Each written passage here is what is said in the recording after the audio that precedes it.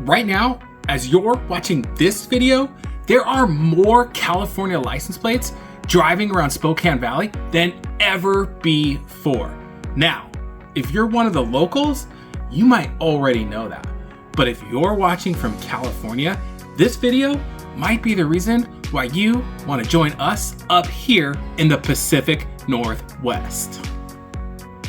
Here's something the mainstream media hasn't connected yet. Today is April 15th, tax day.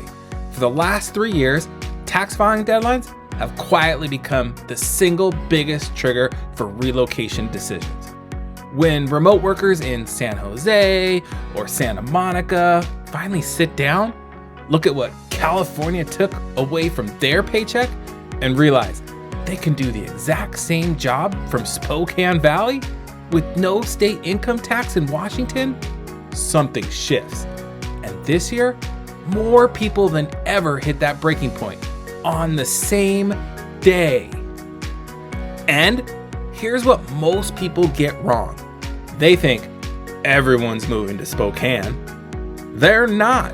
They're moving to Spokane Valley. The suburb has quietly overtaken the city center as the primary destination for families fleeing the Pacific Coast. It's not the urban core they're chasing, it's space, calm, predictability, a neighborhood where your kids can ride bikes without a safety escort. Let me show you something that will genuinely stop you in your tracks. Right now, in San Jose, a modest 3-bedroom bungalow, nothing spectacular, maybe 1,400 square feet, lists north of $1.2 million. In Spokane Valley this spring, that same budget buys you an executive level home.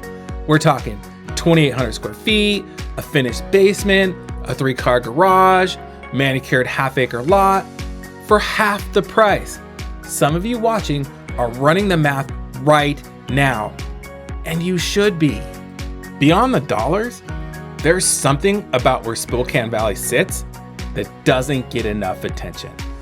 You are positioned directly between a growing metro, the city of Spokane, which has real infrastructure, a major university, and a hospital network. And then there's the Idaho border, which means Coeur d'Alene is 30 minutes from your front door. You have access to mountains, rivers, ski resorts, and lakefront recreation without the population density that turns recreation into a chore. In California, this combination simply doesn't exist at any price point. Well, one of the biggest objections I always hear is, what about connectivity? How far is the airport? Where do I do my grocery shopping? Is there even a mall? Well, in 2026, the Smart Corridor wraps up in Spokane County, and that puts the Spokane Airport about 20 minutes from Spokane Valley. No parking drama, no traffic, and for remote workers who need to connect with their clients 2 to 3 to 4 times a year in person, the airport is just a stone's throw away. So that means living in the Pacific Northwest has you connected to your clients globally in under 20 minutes. Now, here's the detail that is genuinely surprising to anyone still operating on outdated assumptions about mid-sized markets. The Valley's independent fiber network, built over the last 4 years specifically because local leaders saw this migration wave coming. It's outperforming download and upload speeds in major California metro areas. We're talking about engineers at major tech companies doing demanding remote work from green acres and having better connection stability than their former colleagues still in San Francisco. For a remote worker, your internet connection is your office. Spokane Valley's office is excellent. Which brings us to one big problem. All this demand has slammed into a local real estate market that wasn't designed initially to handle this type of volume. New construction builds are happening, but not at the pace to keep up with the 2026 buyers in the Spokane Valley market. But if you watch this next section, I'm going to show you exactly how you'll win when you move to the Pacific Northwest. Spokane Valley is right now the most sought after zip code in the entire inland Northwest. Days on market have compressed dramatically compared to this time last year. Listings in Ponderosa and Green Acres are routinely getting multiple offers within 48 hours. Properties that would have sat for 3 weeks in 2023 are gone in a weekend.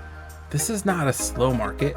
This is a market in full sprint. Here's the irony, and it's a big one.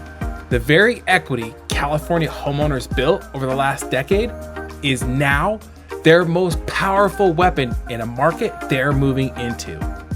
California sellers who liquidate at current Bay Area or LA prices often arrive in Spokane Valley with substantial cash positions. All cash offers in this market win. Full stop. If you can avoid a financing contingency, you're not just competitive, you're dominant. Local buyers on conventional mortgages cannot outcompete that. It's one of the most counterintuitive advantages in any housing market in the country right now. Experts watching this market closely are projecting a significant equity surge for anyone who closes before this summer. The window of relative affordability, and I use that word carefully because values have already moved, is narrowing. If the migration pattern from the last 3 springs holds, summer pricing will reflect a new baseline. The buyers who close in April and May capture an appreciation trajectory that buyers in August will be entering at a higher starting point. That matters enormously over a 5-year hold. There is a pace of life here. A genuine small town feel inside a growing city that California transplants consistently describe as the thing they didn't know about, but they needed to. And now they know it, now that they have it. The weekend doesn't involve traffic. A hike doesn't require a reservation. Neighbors, they actually introduce themselves. If you've been in a coastal metro for long enough to have forgotten what that's like, the first month here, it's gonna feel strange. But by the 3rd month, you won't be able to imagine going back. Now, for the people who want quality without sacrificing it, the Spokane Valley is actively building for you. Developers who have been watching the migration numbers have greenlit a wave of upscale retail and dining concepts specifically designed for the incoming professional class. This isn't speculation. Ground is broken on projects that will change the commercial landscape of the valley over the next 18 months. The amenity gap that used to be a legitimate objection is closing fast, faster than any previous period in the Spokane Valley's history. So here's where we land. The window of affordability in Spokane Valley is not permanently open. Every spring since 2022, the baseline has moved. The buyers who acted in 2022 are sitting on significant equity. The buyers who acted in 2024 are already ahead.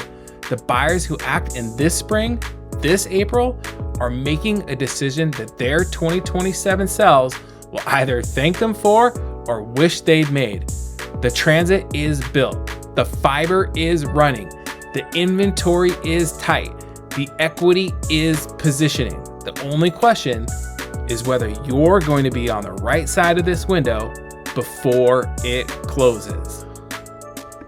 If this video gave you something to think about, drop a comment below. Tell us, where are you moving from? What's your biggest hesitation?